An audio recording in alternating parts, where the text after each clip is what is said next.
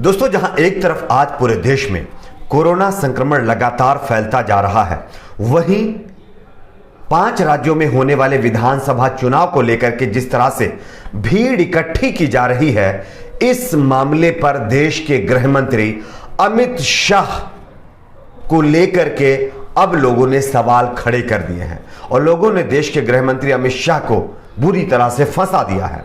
क्या है पूरा मामला, हम आगे आपको बताएंगे। वही अगली बड़ी खबर तमिलनाडु से आ रही है, जहां पर तमिलनाडु चुनाव से पहले बीजेपी और आरएसएस के खिलाफ एक और दिग्गज नेता ने मोर्चा खोल दिया है और कई गंभीर आरोप लगाए हैं तमिलनाडु के अंदर। इसके बारे में भी बताएंगे। साथ ही साथ ममता बनर्जी को लेकर के दिए गए देश के प्रधानमंत्री नरेंद्र मोदी के बयान पर अब उन्हीं की पार्टी के पूर्व नेता और वित्त मंत्री ने सवाल खड़े कर दिए हैं। क्या कहा है, इसके बारे में भी हम आपको बताएंगे। उससे पहले एक छोटी सी रिक्वेस्ट करेंगे दोस्तों, आप इस वीडियो को लाइक करके चैनल को सब्सक्राइब जरूर कर लीजिए। बात करेंगे पहली और बड़ी खबर की। आप सभी देख रहे होंगे, लगातार देश में कोरोना संक्रमण फैलता जा रहा, कई जगहों पर लॉकडाउन लगाने की स्थिति बन गई है।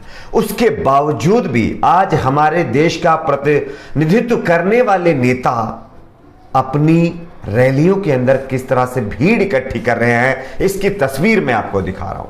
आप इन तस्वीरों को जरा गौर से देखिए।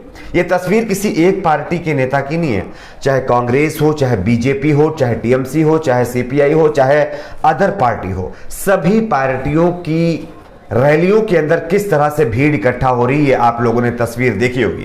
खैर, मीडिया इसको एक तरह से ये कह करके दिखा रहा है कि ये बहुत बड़ी उपलब्धि है। आप सोचिए, देश के गृह मंत्री अमित शाह के रोड शो के अंदर जन सैलाब इकट्ठा हुआ है बताया जा रहा है, लेकिन इस जन सैलाब के इकट्ठा करने के पीछे क्या देश के गृह मंत्री अमित शाह ने यह तक सोचा है कि कोरोना जिस तरह से आज देश में फैल रहा है, क्या यहां पर कोरोना नहीं फैलेगा लोगों के बीच में? और एक रिपोर्ट भी इसमें दिखाई गई थी। एक रिपोर्ट में दावा किया गया था कि 5 राज्यों में होने वाले विधानसभा चुनाव को देखते हुए जिस तरह की रैलियों में भीड़ इकट्ठा की जा रही है, इन यानी कि रैलियों के अंदर इकट्ठा की जाने वाली भीड़ की वजह से देश में कोरोना संक्रमण लगातार बढ़ता जा रहा और इसकी वजह देश के गृह मंत्री, प्रधानमंत्री राहुल गांधी या फिर ममता बनर्जी या कोई और नेता, सबको माना जा रहा है। इसमें किसी एक पर्टिकुलर पार्टी का नाम नहीं लिया गया है। आप सोचिए, मैं आपको एग्जाम्पल के तौर पर देश के गृह मंत्री जी की एक तस्वीर दिखाता हूं। आप इस तस्वीर को देखिए। देश के गृह मंत्री, मैं नाम उनका इसलिए ले रहा हूं क्योंकि वो सत्ता में है। गृह मंत्रालय कोरोना गाइडलाइन जारी करता है, कोरोना प्रोटोकॉल फॉलो करने के लिए लोगों को जो है डायरेक्शन देता है, लोगों को बताता है कि आपको ये रूल्स फॉलो करने हैं। लेकिन खुद देश के गृह मंत्री कितना रूल फॉलो कर रहे हैं, जरा आप देखिए तस्वीरों में। क्या आपको कहीं भी किसी भी तरह से नजर आ रहा है कि सोशल डिस्टेंसिंग का ख्याल रखा जा रहा हो, कोरोना प्रोटोकॉल को फॉलो किया जा रहा हो, लोगों के मुंह के ऊपर मास्क हो? आप बताइए, क्या इस तरह की सिचुएशंस कोरोना को बढ़ावा नहीं दे रही हैं? और आप सोचिए, कोरोना बढ़ेगा तो देश के लोगों का नुकसान होगा, लॉकडाउन लगाना पड़ेगा और लॉकडाउन लगेगा तो जीडीपी माइनस में चली जाएगी। पहले ही यूनाइटेड नेशन की रिपोर्ट है कि जीडीपी और भी 7% अंदर जाने वाली है। और ऐसी सिचुएशन में इन नेताओं को इतना तो ख्याल नहीं है कि आगे क्या होगा। गृह मंत्री अमित शाह जी जो गाइडलाइन जारी करवाते हैं, जिनके मंत्रालय से गाइडलाइन जारी होती है, उनको खुद इस चीज की परवाह नहीं है।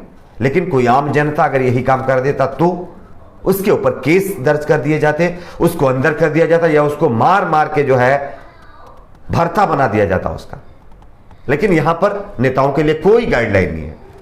इलेक्शन के लिए वोटिंग के दौरान देख लीजिए, पब्लिक के लिए 3-3 फीट दूरी बना करके रखो, चुनाव आयोग बता रहा है। क्या चुनाव आयोग को अब दिखाई नहीं दे रहा है कि इन भीड़ में जो रैलियों के अंदर भीड़ इकट्ठा की जा रही, जो नेता इकट्ठा करें, क्या उनके ऊपर पाबंदी नहीं लगाई जा सकती है? क्या उनको कोरोना के प्रोटोकॉल फॉलो नहीं करनी चाहिए? ये एक बड़ा मामला है और इसी को लेकर के सोशल मीडिया पर लोग सवाल खड़े करने शुरू कर चुके हैं। गृह मंत्री अमित शाह के खिलाफ भयंकर विरोध शुरू हो गया है। खैर, आपकी अपनी क्या राय है, आप नीचे कमेंट सेक्शन में अपनी राय को जरूर शेयर करिए। बात करेंगे अगली बड़ी खबर की। तमिलनाडु में आरएसएस के खिलाफ एक दिग्गज नेता ने बड़ा बयान दे दिया है। कांग्रेस नेता मल्लिकार्जुन खड़गे ने तमिलनाडु में कहा है कि आरएसएस और बीजेपी जो है पॉइजन की तरह है, यदि आप उनका स्वाद लेते तो आप निश्चित रूप से खत्म हो जाएंगे।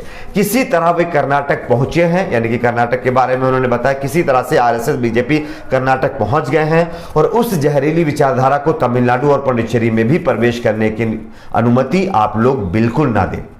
कांग्रेस ने हाल ही में राज्यसभा में मल्लिकार्जुन खड़गे को विपक्ष का नेता बनाया है। काफी दिनों से वो खामोश चल रहे थे, लेकिन एक बार फिर से उन्होंने बीजेपी आरएसएस को आड़े हाथों लिया है। लोकतांत्रिक सिद्धांतों के खिलाफ बताया जा रहा है कि अमित शाह और पीएम नरेंद्र मोदी काम कर रहे हैं। उनका साफ तौर पर कहना है कि प्रधानमंत्री नरेंद्र मोदी और गृह मंत्री अमित शाह लोकतांत्रिक और संविधान को नष्ट कर रहे हैं और लोकतांत्रिक सिद्धांतों के खिलाफ जा रहे हैं। उन्होंने कहा कि गैर बीजेपी शासित राज्यों के लिए केंद्रीय कोष जारी नहीं किया गया, जैसा कि पुडुचेरी में दिखा। खड़गे ने कहा कि कांग्रेस पुडुचेरी के लिए पूर्ण राज्य का दर्जा सुनिश्चित करेगी। इसी के साथ साथ उन्होंने आरएसएस और बीजेपी के ऊपर यह गंभीर आरोप लगा दिया। उनका कहना है कि संविधान और डेमोक्रेसी को लगातार जो है इसके ढांचे को खत्म करने की कोशिश और इसको नष्ट करने में आरएसएस बीजेपी लगी हुई है। अब देखना यह है कि आरएसएस बीजेपी इस पर क्या अपना रिएक्ट करते हैं। बात करेंगे अगली बड़ी खबर की। अगली बड़ी खबर आ रही है नंदीग्राम में वोटिंग के बाद जिस तरह से देश के प्रधानमंत्री नरेंद्र मोदी जी ने ममता बनर्जी पर बयान दिया था, उनके उस बयान पर अब खुद पूर्व बीजेपी के दिग्गज नेता और वित्त मंत्री ने पीएम नरेंद्र मोदी के खिलाफ बड़ा बयान देते हुए उनके खिलाफ मोर्चा खोल दिया है। आप इस खबर को देखिए। पश्चिम बंगाल के उलूबेड़िया में प्रधानमंत्री नरेंद्र मोदी ने गुरुवार को जनसभा में ममता बनर्जी पर निशाना साधा। पीएम ने कहा कि नंदीग्राम में जो हुआ यह दिखाता है कि ममता बनर्जी हार मान चुकी हैं। उन्होंने कहा कि आप ममता बनर्जी चुपचाप किसी एक सीट का नामांकन भरने वाली हैं, ये बात उन्होंने कही। वहीं तृणमूल कांग्रेस के नेता और पूर्व बीजेपी के नेता और वित्त मंत्री यशवंत सिन्हा ने पीएम मोदी के बयान की निंदा करते हुए इस टिप्पणी को चीप टिप्पणी बता दिया है। उन्होंने कहा है कि यह चीप टिप्पणी है। इसी के साथ यशवंत सिन्हा ने ट्वीट करके कहा है कि यह साफ हो गया है कि पीएम मोदी सीधे बीजेपी के डर्टी ट्रिक्स विभाग के प्रमुख बन गए हैं।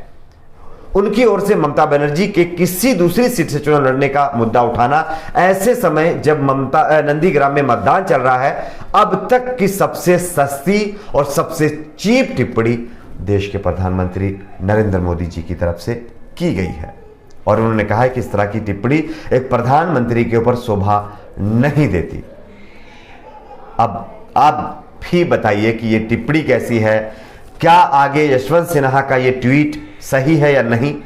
नीचे कमेंट सेक्शन में अपनी राय को जरूर शेयर करिए। वीडियो को लाइक, चैनल को सब्सक्राइब, ज्यादा से ज्यादा शेयर।